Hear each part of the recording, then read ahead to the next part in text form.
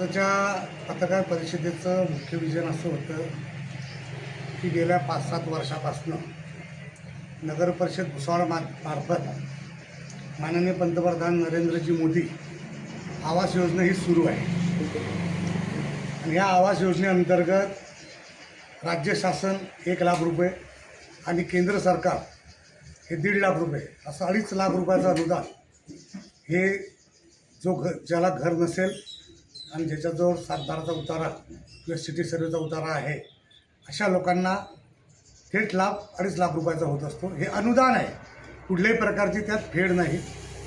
आदरणीय देशाचे पंतप्रधान नरेंद्रजी मोदी यांचं स्वप्न आहे की ह्या देशातला प्रत्येक नागरिकांना स्वतःचा हक्काचा निवारा असायला पाहिजे, त्यांचं स्वतःचं घर असायला पाहिजे।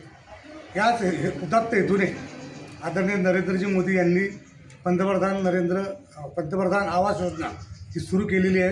त्यासाठी 1.5 लाख रुपये केंद्र सरकार, महाराष्ट्र सरकार 1 लाख असं देत असते आणि गेल्या 7-8 वर्ष 5-7 वर्षापासून या शहरामध्ये अनेकांना घर बांधण्यासाठी अशा प्रकारचं अनुदान दिलं गेलेलं आहे। तर नुकताच भुसावळ शहरात खडका रोड परिसरामध्ये एक कार्यक्रम झाला। तिथं ह्या योजनेच्या संदर्भामध्ये माहिती देण्यासाठी कॅम्प घेण्यात आला। तर ते जीती भारत या संस्थेच्या अंकिता लोखंडे, नगराध्यक्ष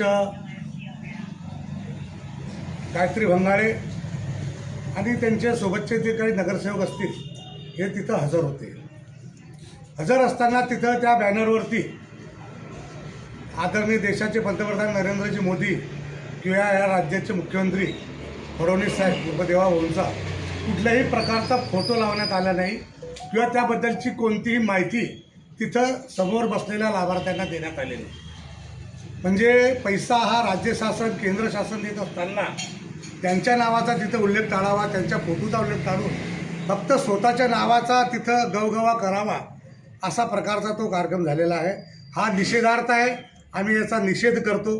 कारण नरेंद्रजी मोदी साहेब यांनी उदात्त हेतू ठेवून ही स्कीम चालू केलेली आहे की अगदी शहरात घर बांधल्यानंतर आपल्याला त्या नावाचा उल्लेख करावा लागतो। असे असताना स्वतःची टिमकी वाजवत असताना नरेंद्रजी मोदी साहेब आणि आपल्या राज्याचे मुख्यमंत्री देवेंद्रजी फडणवीस यांचा फोटो का लावला गेला नाही याच्या संदर्भामध्ये आम्ही निश्चितच तक्रार करणार आहे। आणि असा जो झोपडपट्टींचा सर्वे करण्यासाठी मुंबईहून आलेल्या अंकिता लोखंडे, ज्या जीती भारत म्हणून त्यांची संस्था आहे, त्या संस्थेला हे काम दिले गेलेलं आहे, त्यांनीसुद्धा ह्या गोष्टीला विरोध केलेला नाही आहे। आम्ही त्यांचीसुद्धा PMO कार्यालयास आणि मुख्यमंत्री कार्यालयास त्यांची आम्ही तक्रार दाखल करणार आहोत।